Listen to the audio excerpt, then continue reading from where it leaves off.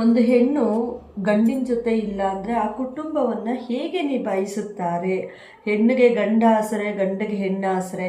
ಆದರೆ ಕೆಲವೊಂದು ಕುಟುಂಬಗಳಲ್ಲಿ ಏನಾಗುತ್ತೆ ಅಂದರೆ ಗಂಡು ಕೆಲವೊಂದು ವಿಚಾರದಲ್ಲಿ ಕುಡ್ತದ ಚಟದಿಂದ ಇಲ್ಲ ಈ ಇಸ್ಪೀಟ್ ಅಂತ ಹೇಳ್ತಾರಲ್ಲ, ಕಾರ್ಡ್ಸ್ ಅಂಥ ಚಟದಿಂದ ಇಲ್ಲ ಇನ್ನೊಂದು ಬೇರೆ ಹೆಣ್ಣಿನ ಚಟದಿಂದ, ಈ ಥರ ಕೆಲವೊಂದು ಚಟಗಳಿಂದ ಒಂದು ಹೆಣ್ಣನ್ನು ಬಿಟ್ಟೋಗಿರ್ತಾರೆ. ಸಂಸಾರ ಪೂರ್ತಿ ಅವ್ರ ತಲೆ ಮೇಲೇ ಇರುತ್ತೆ. ಇನ್ನೊಂದು ಥರ ನೋಡೋಕೆ ಹೋದರೆ ಅವರು ಅನ್ಎಕ್ಸ್ಪೆಕ್ಟೆಡ್ ಡೆತ್ ಆಗಿರ್ತಾರೆ. ಸೊ ಅವರು ಹೇಗೆ ಸಂಸಾರನ ನಿಭಾಯಿಸ್ಕೊಂಡು ಹೋಗ್ತಾರೆ, ಹಾಗೆ ಇದರಿಂದ ಏನೆಲ್ಲ ಅವ್ರಿಗೆ ಎಫೆಕ್ಟ್ ಇರುತ್ತೆ ಅನ್ನೋದ್ರ ಬಗ್ಗೆ ಇವತ್ತು ತಿಳ್ಕೊಳ್ಳೋಣ. Hi friends, welcome to Nandu's life Kannada. ಯಾರೆಲ್ಲ ಫಸ್ಟ್ ಟೈಮ್ ನನ್ನ ಚಾನಲ್ನ ನೋಡ್ತಿದ್ದೀರಾ ಪ್ಲೀಸ್ ಸಬ್ಸ್ಕ್ರೈಬ್ ಮಾಡ್ಕೊಳ್ಳಿ. ಹಾಗೆ ಪಕ್ಕದಲ್ಲಿರೋ ಬೆಲ್ ಬಟನ್ನ ಕ್ಲಿಕ್ ಮಾಡಿ ನಾನು ಹಾಕೋಂಥ ವೀಡಿಯೋಸ್ ನಿಮಗೆ ಬರುತ್ತೆ. ಹಾಗೆ ಲೈಕ್ ಮಾಡೋದನ್ನ ಮರಿಬೇಡಿ. ನೀವು ಮಾಡೋ ಲೈಕ್ ನನಗೆ ಹೊಸ ವೀಡಿಯೋಸ್ ಮಾಡೋದಕ್ಕೆ ಮೋಟಿವೇಶನ್ ಸಿಕ್ದಂಗಾಗುತ್ತೆ. ಹಾಗೆಯೇ ನನ್ನ ವಿಡಿಯೋ ಮುಖಾಂತರವಾಗಿ ನಿಮಗೆ ಏನು ಅನ್ನಿಸ್ತು ಅಂತ ನನಗೆ ಕಾಮೆಂಟ್ ಮಾಡಿ ತಿಳಿಸ್ಬೋದು. ಹಾಗೆ ಹೆಚ್ಚಿನ ಜನಕ್ಕೆ ಶೇರ್ ಮಾಡಿ. ತುಂಬ ಯೂಸ್ಫುಲ್ ಆಗಿರುವಂಥ ವೀಡಿಯೋಸ್ನೇ ಮಾಡ್ತಾ ಇದ್ದೀನಿ. ತುಂಬ ಜನಕ್ಕೆ ಹೆಲ್ಪ್ ಕೂಡ ಆಗುತ್ತೆ. ಇದನ್ನು ಆದಷ್ಟು ಜನಕ್ಕೆ ಶೇರ್ ಮಾಡಿ ಅಂತ ಹೇಳ್ತಾ ಇವತ್ತಿನ ವಿಡಿಯೋನ ಸ್ಟಾರ್ಟ್ ಮಾಡೋಣ. ಒಂದು ಹೆಣ್ಣಿಗೆ ಗಂಡ ಆಸರೆ ಇಲ್ಲ ಅಂದರೆ ಏನೆಲ್ಲ ಆಗುತ್ತೆ ಅಂತ ಹೇಳಿ ಇವತ್ತು ನೋಡ್ಕೊಳ್ಳೋಣ. ಒಂದು ಹೆಣ್ಣು ತುಂಬ ಶಕ್ತಿಶಾಲಿ, ತುಂಬ ಅಂದರೆ ತುಂಬಾ ಶಕ್ತಿಶಾಲಿ. ಹೇಗಪ್ಪ ಅಂದರೆ ಗಂಡ ಕುಡುಕ ಆಗಿರಲಿ, ಗಂಡ ಒಂದು ಹೆಣ್ಣಿನ ಚಟ ಇರಲಿ, ಏನೇ ಇದ್ರೂ ಹೆಣ್ಣು ಅದನ್ನು ಸಹಿಸ್ಕೊಂಡು ಹೋಗ್ತಾ ಇರ್ತಾಳೆ. ಯಾಕಂದರೆ ಅವರು ತಂದೆ ತಾಯಿಗೋಸ್ಕರ, ಅವ್ರ ಹೊಟ್ಟೆಲಿ ಹುಟ್ಟಿರೋ ಮಕ್ಕಳಿಗೋಸ್ಕರ, ವಯಸ್ಸಾಗಿರೋ ಅತ್ತೆ ಮಾವನಿಗೋಸ್ಕರ.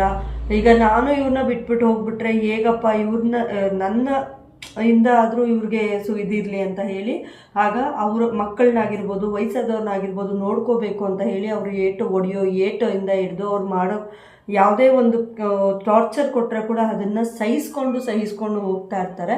ಸೊ ಅವ್ರೇನಾದರೂ ಅಕಸ್ಮಾತಾಗಿ ಇವ್ರು ನನಗೆ ಬೇಡ ಅಂತ ಬಿಟ್ಟು ಆಚೆ ಹೋದರೆ ಕೂಡ ಅವ್ರನ್ನ ನೋಡೋ ದೃಷ್ಟಿ ಹೇಗಿರುತ್ತೆ ಗೊತ್ತಾ? ತುಂಬ ಜನ ಎಲ್ಲರೂ ಕೆಟ್ಟವರು ಅಂತ ಏನಿಲ್ಲ, ಎಲ್ಲರೂ ಒಳ್ಳೆಯವರು ಅಂತಲೂ ಏನಿಲ್ಲ. ತುಂಬ ಜನಕ್ಕೆ ಈ ಎಕ್ಸ್ಪೀರಿಯನ್ಸ್ ಆಗಿರುತ್ತೆ. ಕೆಲಸಕ್ಕೆ ಹೋಗ್ತಾರೋ ಜಾಗದಲ್ಲಾಗಿರ್ಬೋದು, ಇಲ್ಲ ಇನ್ನು ಎಲ್ಲೋ ಒಂದು ಮನೆ ಹತ್ರನೇ ಆಗಿರ್ಬೋದು. ಏನಾಗುತ್ತಪ್ಪ ಅಂದರೆ ಗಂಡ ಸರಿ ಇಲ್ಲ ಅಂದಾಗ ಹೆಣ್ಮಕ್ಳನ್ನ ನೋಡೋ ದೃಷ್ಟಿನೇ ಬೇರೆ ಇರುತ್ತೆ. ಸೊ ಅವ್ರನ್ನ ಕಾಡ್ಸೋರು ಜಾಸ್ತಿ ಆಗ್ತಾರೆ, ಪೀಡ್ಸೋ ಅಂದರೆ ಒಂಥರ ಹಿಂಸೆ ಮಾಡೋರು ಜಾಸ್ತಿ ಆಗ್ತಾರೆ. ನಿನ್ನ ಮಕ್ಕಳನ್ನ ಹೇಗೆ ಸಾಕ್ತೀಯ, ನಾನಿದ್ದೀನಿ ಅಂತ ಹೇಳೋರು ಆಗ್ತಾರೆ. ಅವರು ಯಾವುದೇ ರೀತಿ ಬೇಡ ಅಂತ ಇದು ಮಾಡ್ಕೊಳಕ್ಕೆ ಹೋದರೆ ಕೂಡ ಅವ್ರಿಗೆ ಅದೇ ಗಂಡ ಇಲ್ಲ ಯಾರನ್ನ ಹತ್ರ ಆದರೂ ಮಾತಾಡಿದ್ರೆ ಗಂಡ ಈ ಥರ ಕುಡುಕ ಆಗಿದ್ದಾನೆ, ಗಂಡ ಈ ಥರ ಟಾರ್ಚರ್ ಕೊಡ್ತಿದ್ದಾನೆ ಅಂದರೆ ಅವರು ತಮ್ಮ, ತಂಗಿ, ಅಣ್ಣ ಯಾವುದೇ ರೀತಿಯಲ್ಲಿ ಮಾತಾಡ್ತಾ ಇದ್ರೆ ಕೂಡ ಅವ್ರನ್ನ ಕೆಟ್ಟ ದೃಷ್ಟಿಯಲ್ಲಿ ನೋಡೋರು ಇರ್ತಾರೆ. ಆ್ಯಂಡ್ ಅವ್ರಿಗೇನೆ ಸಂಬಂಧ ಕಟ್ಟೋರಿರ್ತಾರೆ. ಪಾಪ ಅವ್ರು ಒಳ್ಳೆ ಭಾವನೆಯಿಂದ ಮಾತಾಡಿದ್ರೆ ಕೂಡ ಮನೆ ಹತ್ರ ಇರೋ ಅಕ್ಕಪಕ್ಕ ಇರೋರೆ ಅವ್ರನ್ನ ತುಂಬ ಒಂಥರ ಚೀಪಾಗಿ ನೋಡ್ತಾ ಇರ್ತಾರೆ. ಇವ್ರ ಗಂಡ ಇಲ್ವಲ್ಲ, ಅದಕ್ಕೆ ಅವ್ರನ್ನ ಇದು ಮಾಡ್ಕೊಂಡಿದ್ದಾರೆ ಅಂತ. ಇನ್ನು ಕೆಲ್ಸಗಳಿಗೆ ಹೋಗೋ ಜಾಗದಲ್ಲಿ ನೋಡಿದ್ರೆ ಇನ್ನು ಕೆಲವರು ಸಾಫ್ಟ್ ಕಾರ್ನರ್ ಆಗಿ ಇವರು ಮಕ್ಕಳನ್ನ ಹೇಗೆ ಬೆಳೆಸ್ತಾರೆ, ಹೇಗೆ ಇದು ಮಾಡ್ತಾರೆ ಅಂತ ಹೇಳಿ ಅವರು ಕೆಲವೊಂದು ಮಕ್ಕಳಿಗೆ ಬುಕ್ಸ್ ಕೊಡಿಸೋದಾಗಿರ್ಬೋದು, ಮಕ್ಕಳಿಗೆ ಏನಾದರೂ ಒಳ್ಳೇದು ಮಾಡೋದಾಗಿರ್ಬೋದು, ಮಕ್ಕಳಿಗೆ ವಯಸ್ಸಾದವ್ರಿಗೆ ಏನಾದರೂ ಇದು ಮಾಡಿ ಮನೆ ಸಂಸಾರಕ್ಕೆ ಏನಾದರೂ ಬೇಕಾದರೆ ಹೆಲ್ಪ್ ಮಾಡೋರು ಕೂಡ ಇರ್ತಾರೆ. ಅದರಲ್ಲಿ ಹೆಣ್ಮಕ್ಳು ಇರ್ತಾರೆ, ಗಂಡು ಮಕ್ಕಳು ಇರ್ತಾರೆ. ಆ ಗಂಡು ಮಕ್ಳು ಏನಾದರೂ ಹೆಲ್ಪ್ ಮಾಡಿಬಿಟ್ರೆ ಅವ್ರಿಗೆ ಸಂಬಂಧನೇ ಕಟ್ಟೋರು ಕೂಡ ತುಂಬ ಜನ ಇರ್ತಾರೆ. ನಾವು ಕೆಲಸ ಮಾಡೋ ಜಾಗದಲ್ಲಾಗಿರ್ಬೋದು, ಮನೆ ಹತ್ರ ಆಗಿರ್ಬೋದು, ಕೆಲಸ ಮಾಡೋ ಜಾಗದಲ್ಲಿ ಕೂಡ ಏನು ಇಲ್ಲದೇನೆ ಅವಳ ಜೊತೆ ಅವನಿಷ್ಟೆಲ್ಲ ಸಲಿಗೆಯಿಂದ ಇದ್ದಾನ ಅಂತ ಕೇಳೋರು ಇದ್ದಾರೆ. ಒಬ್ಬ ಅಕ್ಕನೋ ತಮ್ಮನೋ ಅಣ್ಣನೋ ಹಾಗೆ ಅವ್ನು ಸಹಾಯ ಮಾಡ್ತಾ ಇದ್ದಾನೆ ಅಂತ ಅಂದ್ಕೊಳ್ಳೋರು ಇದ್ದಾರೆ. ಸೊ ಮನೆ ಹತ್ರ ಕೂಡ ಸೇಮ್ ಡಿಟ್ಟು ಹಾಗೇನೆ ನಡೆಯುತ್ತೆ. ಇನ್ನು ಹೆಣ್ಣು ಯಾಕೆ ಶಕ್ತಿಶಾಲಿ ಅಂದರೆ ಹೆಣ್ಣಿಗೆ ಒಂದು ಹೆಣ್ಣು ಎಲ್ಲ ಕಷ್ಟನೂ ಸಹಿಸ್ಕೊಂಡು ತನಗೆ ಬದುಕಿರೋದಕ್ಕಿಂತ ಮೂರನೇ ಅಂದರೆ ಮಕ್ಕಳಿಗೋಸ್ಕರ ಆಗಿರಲಿ, ಅಪ್ಪ ಅಮ್ಮನಿಗೋಸ್ಕರ ಆಗಿರಲಿ, ಅತ್ತೆ ಮಾವನಿಗೋಸ್ಕರ ಆಗಲಿ ಬದುಕಿರೋದೇ ಜಾಸ್ತಿ. ಯಾಕೆ ಅಂದರೆ ನಾನು ಎಷ್ಟೇ ಕಷ್ಟಪಟ್ಟರು, ನಾನು ಎಷ್ಟೇ ನೋವು ತಿಂದರೆ ಕೂಡ ನನ್ನ ಕಷ್ಟ ಅವ್ರಿಗೆ ಗೊತ್ತಾಗಬಾರ್ದು, ನನ್ನ ನೋವು ಅವ್ರಿಗೆ ಗೊತ್ತಾಗಬಾರ್ದು ಅಂತ ಹೇಳಿ ಹೆಣ್ಣು ಅಷ್ಟು ಜವಾಬ್ದಾರಿಯಿಂದ ಪ್ರತಿಯೊಂದನ್ನು ನಿಭಾಯಿಸ್ಕೊಂಡು ಹೋಗೋದಕ್ಕೇ ನೋಡ್ತಾಳೆ. ಇನ್ನು ಪ್ರತಿಯೊಂದು ಹೇಳೋ ಮಾತನ್ನ ಈ ಕಿವಿ ಕೇಳಿ ಈ ಕಿವಿಗೆ ಬಿಟ್ಬಿಡೋದು ಕೂಡ ತುಂಬಾ ಜನ ಇದ್ದಾರೆ. ಆ್ಯಂಡ್ ಅದನ್ನು ಕಿವಿಗೆ ಹಾಕ್ಕೊಳ್ದೆ ಸರಿ ಅವ್ರು ಹೇಳ್ಕೊಳ್ತಿದ್ದಾರೆ, ನಾನೇನು ಅಂತ ನನಗೆ ಗೊತ್ತಿದ್ರೆ ಸಾಕಲ್ವಾ, ನಾನೇನು ಅಂತ ನನ್ನಷ್ಟೇ ನಾನು ಅರ್ತ್ಕೊಂಡಿದ್ರೆ ಸಾಕು, ಬೇರೆಯವ್ರಿಗೆ ನಾನು ಪ್ರೂವ್ ಮಾಡೋ ಹಾಗಿಲ್ಲ ಅಂತ ಹೇಳಿ ಮುಂದೆ ಮುಂದೆ ಸಾಗೋರು ಕೂಡ ತುಂಬ ಜನ ಇದ್ದಾರೆ. ಹಾಗೆ ಹೆಣ್ಮಕ್ಳಿಗೆ ಈ ಒಂದು ವಿಷಯದಲ್ಲಂತೂ ತುಂಬಾ ಗ್ರೇಟ್ಫುಲ್ ಅವರು. ಒಂದು ಗಂಡ ಡೆತ್ ಆದಾಗ ಕೂಡ ಅವ್ರನ್ನ ಗಂಡ ಇರಬೇಕಾದ್ರೆ ಕೂಡ ಅವ್ರ ಮನೆಯಿಂದ ಆಚೆ ಹೆಜ್ಜೆ ಇಟ್ಟಿರೋದಿಲ್ಲ. ಇನ್ನು ಕೆಲವರು ತುಂಬ ಚೆನ್ನಾಗಿ ನೋಡ್ಕೊಂಡಿರ್ತಾರೆ ಅವ್ರನ್ನ, ಕಷ್ಟ ಅನ್ನೋದೇ ಗೊತ್ತಿರೋದಿಲ್ಲ. ಆದರೆ ಸಡನ್ನಾಗಿ ಗಂಡನಿಗೆ ಏನಾದರೂ ಆದಾಗ, ಸಡನ್ನಾಗಿ ಗಂಡನಿಗೆ ಏನಾದರೂ ಒಂದು ಚೂರು ಹೆಚ್ಚು ಇದಾಗಿ ಅವರು ಡೆತ್ ಆದಾಗ ಅವರು ಅದನ್ನು ದುಡಿಬೇಕಾಗಿರೋದು ಅವರೇ, ಮಕ್ಕಳನ್ನ ಸಾಕಬೇಕು, ದೊಡ್ಡವ್ರನ್ನ ನೋಡಬೇಕು ಅನ್ನೋದು ಜವಾಬ್ದಾರಿ ಅವ್ರ ಮೇಲೆ ಇದ್ದಾಗ ಅವರು ಎಷ್ಟು ಸ್ಟ್ರಾಂಗ್ ಆಗ್ತಾರೆ ಅಂದರೆ ಒಂದು ಕಲ್ಲು ಮನಸ್ಸು ಮಾಡ್ಕೋತಾರೆ. ನಾವು ಸುಮಾರು ಜನನ ನೋಡ್ಬೋದು ಹೀಗೆ ಒಂದು ಮನಸ್ಸಲ್ಲಿರೋ ನೋವುಗಳನ್ನ, ದುಃಖಗಳನ್ನ ಎಲ್ಲದನ್ನ ಹಾಗೆ ಅದಿಮಿ ಇಟ್ಕೊಂಡು ಇನ್ನೊಬ್ರಿಗೆ ತೋರಿಸ್ಕೊಳ್ದೆ ಒಂದು ಸೂಪರ್ ಮ್ಯಾನ್ ಅಂತಲೇ ಹೇಳ್ಬೋದು. ಆ ಥರ ಹಗಲು ರಾತ್ರಿ ಒಳ್ಳೆ ಹಸು ಕಷ್ಟಪಡುತ್ತಲ್ಲ ಹಾಗೆ ಕಷ್ಟಪಡ್ತಾರೆ. ಮನೇಲೂ ಮಾಡಿಕೊಂಡು, ಆಚೆನೂ ಕೆಲಸ ಮಾಡಿಕೊಂಡು, ದೊಡ್ಡವ್ರನ್ನೂ ನೋಡಿಕೊಂಡು, ಮಕ್ಕಳನ್ನೂ ನೋಡಿಕೊಂಡು, ಅವ್ರನ್ನ ಸ್ಕೂಲಿಗೆ ಕಳಿಸಿ ಅವ್ರಿಗೆ ಟಿಫನು ಇವ್ರಿಗೆ ಟಿಫನು ಅಂತೇಳಿ ಇಷ್ಟು ಕಷ್ಟಪಡ್ತಾ ಇರ್ತಾರೆ. ಸೊ ಅವ್ರ ಮಧ್ಯೆ ಕೆಲವೊಬ್ಬರು ಅವ್ರಿಗೆ ನೋಯಿಸೋರು, ಇನ್ನು ಕೆಲವೊಬ್ಬರು ಅವ್ರನ್ನ ತುಂಬಾ ಹರ್ಟ್ ಮಾಡೋರು ಆ್ಯಂಡ್ ಅವ್ರನ್ನ ಕೆಟ್ಟ ದೃಷ್ಟಿಯಲ್ಲಿ ನೋಡಿ ಅವ್ರನ್ನ ಪೀಡಿಸೋರು ತುಂಬ ಜನ ಇರ್ತಾರೆ. ಅಷ್ಟು ಜನ ಇದ್ರೇನು ಅಷ್ಟು ಜನ ಅವ್ರನ್ನ ಕುಗ್ಗಿಸ್ತಾ ಇದ್ರು, ಅವರು ಮಾತ್ರ ಕುಗ್ಗೋದೇ ಇಲ್ಲ, ಅವರು ಕುಗ್ಗೋದಕ್ಕೂ ಹೋಗೋದಿಲ್ಲ. ಸೊ ನನ್ನ ನೋವು ನನ್ನ ಮನೆಗೆ ಗೊತ್ತಾಗಬಾರ್ದು ಅಂತ ಹೇಳಿ ಪ್ರತಿಯೊಂದನ್ನು ಮನಸ್ಸಲ್ಲಿ ಇಟ್ಕೊಂಡು ಇನ್ನೊಬ್ರಿಗೆ ಹೇಳ್ಕೊಳ್ಳೋದು ಕೂಡ ಇಲ್ಲ ಅವರು.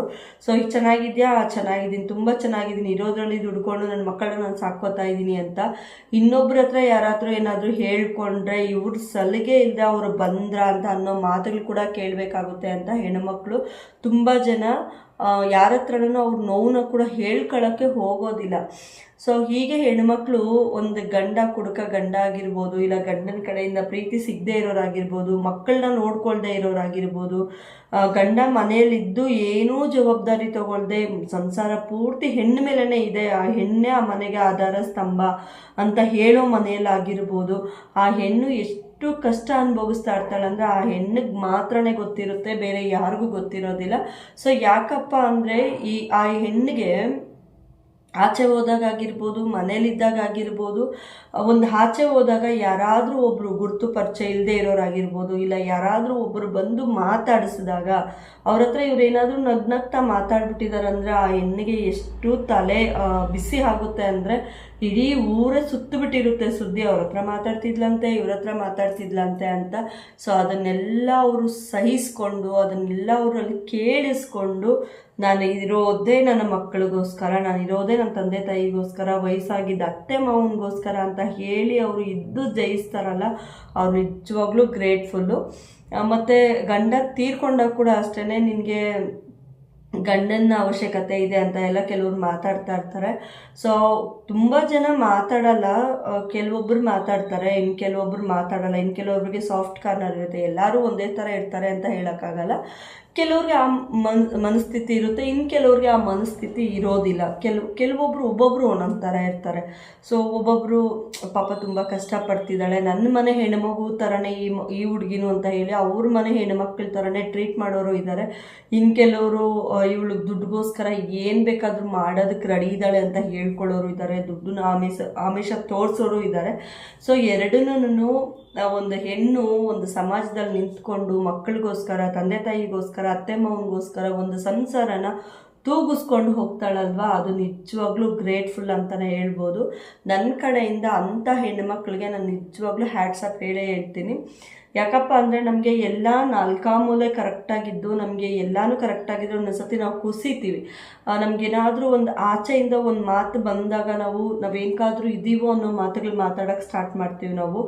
ನನ್ನ ಆಚೆ ನಿಂತ್ಕೊಂಡು ನನ್ನ ತಮ್ಮ ಹತ್ರ ನನ್ನ ಫೋನಲ್ಲಿ ಮಾತಾಡಿದಾಗ, ಒಂದು ಆಚೆ ಏನಾದರೂ ಒಂದು ಯಾರಾದರೂ ಅವ್ರ ಹತ್ರ ಮಾತಾಡಿದ್ರೆ ಏನು ಯಾವಾಗಲೂ ಗಂಡಸ್ರ ಹತ್ರ ಮಾತಾಡ್ತಾರೆ, ನನ್ನ ಗಂಡ ಚೆನ್ನಾಗಿದ್ದು, ನಮ್ಮ ಗಂಡನ ಸಪೋರ್ಟ್ ಇದ್ದು ನಮಗೆ ಈ ಥರ ಮಾತುಗಳು ಕೇಳಿದಾಗ ನಾವು ಕುಗ್ಗುತ್ತೀವಿ. ಸೊ ಪಾಪ ಅವ್ರಿಗೆ ಯಾರ್ದು ಸಪೋರ್ಟ್ ಇಲ್ಲದೆ ಇರಬೇಕಾದ್ರೆ, ಕೆಲವೊಬ್ಬರಿಗೆ ಫ್ಯಾಮಿಲಿ ಸಪೋರ್ಟ್ಸ್ ಕೂಡ ಇರೋದಿಲ್ಲ.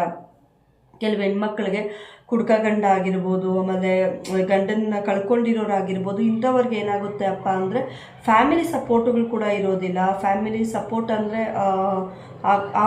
ಅಪ್ಪ ಅಮ್ಮ ಆಗಿರ್ಬೋದು, ಅತ್ತೆ ಮಾವ ಆಗಿರ್ಬೋದು ತುಂಬ ದೂರ ಇಟ್ಟಿರ್ತಾರೆ ಮಕ್ಕಳನ್ನ ನೋಡಿಕೊಂಡು. ಅದರಲ್ಲಿ ಏನಾದರೂ ಹೆಣ್ಮಕ್ಳು ಇದ್ಬಿಟ್ಟಿದ್ರೆ ಅವ್ರಿಗೆ ಆ ಮಕ್ಕಳನ್ನ ಗುಬ್ಬಚ್ಚಿ ಗೂಡಲ್ಲಿ ಇಟ್ಕೊಂಡಂಗೆ ಸಾಕಬೇಕು. ನಾನು ತಪ್ಪು ಮಾಡಿದ್ರೆ ನನ್ನ ಕಡೆಯಿಂದ ಏನಾದರೂ ಇದ್ದಾರೆ, ನನ್ನ ಹೆಣ್ಮಕ್ಳಿಗೆ ಏನಾಗ್ಬಿಡುತ್ತೋ, ನನ್ನ ಹೆಣ್ಮಕ್ಳು ನಾಳೆ ಮದುವೆ ಮಾಡ್ಕೊಳೋರು ಏನಂತಾರೋ ಅಂತ ಹೇಳಿ ಆ ನೋವನ್ನ ತಿಂದು ತಿಂದು ತಿಂದು ಆ ತಾಯಿ ಎಷ್ಟು ಕುಗ್ಗುತ್ತಾರೆ, ಆ ಹೆಣ್ಮಕ್ಳನ್ನ ಸಾಕೋದಕ್ಕೆ ಎಷ್ಟು ಕಷ್ಟಪಡ್ತಾರೆ ಅಂತ ಆ ನೋವು ಅನುಭವಿಸ್ತಾರಲ್ವ, ಆ ದಾರಿಯಲ್ಲಿ ಇರ್ತಾರಲ್ವ, ಅವ್ರಿಗೆ ಮಾತ್ರನೇ ಗೊತ್ತಾಗುತ್ತೆ.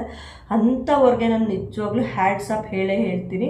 ಸೊ ಈ ವಿಡಿಯೋ ಮುಖಾಂತರ ಏನು ಹೇಳ್ತಾ ಇರೋದಪ್ಪ ಅಂದರೆ, ಗಂಡನ ಆಸರೆ ಇಲ್ಲದೆ, ಗಂಡನ ಇಲ್ಲದೆ ಜವಾಬ್ದಾರಿಗಳು ನಿಭಾಯಿಸ್ತಾ ಇರ್ತಾರಲ್ವ, ಅಂಥ ಹೆಣ್ಮಕ್ಳು ತುಂಬಾ ಸ್ಟ್ರಾಂಗ್ ಆಗಿರಬೇಕು. ಅಂಡ್ ಕೆಟ್ಟ ದೃಷ್ಟಿಯಲ್ಲಿ ನೋಡೋರಿಗೆ ನಾನು ಕೈ ಮುಗಿದು ಬೇಡ್ಕೋತಾ ಇದ್ದೀನಿ, ದಯವಿಟ್ಟು ಯಾರು ಕೆಟ್ಟ ದೃಷ್ಟಿಯಲ್ಲಿ ನೋಡೋಕ್ಕೆ ಹೋಗಬೇಡಿ.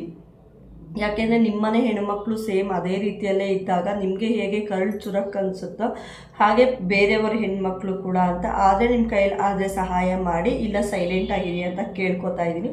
ಸೊ ಐ ಹೋಪ್ ಈ ವಿಡಿಯೋ ಎಲ್ಲರಿಗೂ ಇಷ್ಟ ಆಗಿದೆ ಅನ್ಕೋತೀನಿ. ಸೊ ಈ ವಿಡಿಯೋನ ಆದಷ್ಟು ಜನಕ್ಕೆ ಶೇರ್ ಮಾಡಿ, ಮತ್ತು ಸಬ್ಸ್ಕ್ರೈಬ್ ಆಗಿಲ್ಲ ಅಂದರೆ ದಯವಿಟ್ಟು ಸಬ್ಸ್ಕ್ರೈಬ್ ಆಗಿ ನನಗೆ ಸಪೋರ್ಟ್ ಮಾಡಿ ಅಂತ ಕೇಳ್ಕೊಳ್ತಾ, ಈ ವಿಡಿಯೋದಲ್ಲಿ ನಿಮಗೇನಾದರೂ ಅನಿಸಿಕೆಗಳಿದ್ರೆ ನನಗೆ ಕಾಮೆಂಟ್ ಮಾಡಿ ತಿಳಿಸಿ. Thank you all. Bye bye. Love you all.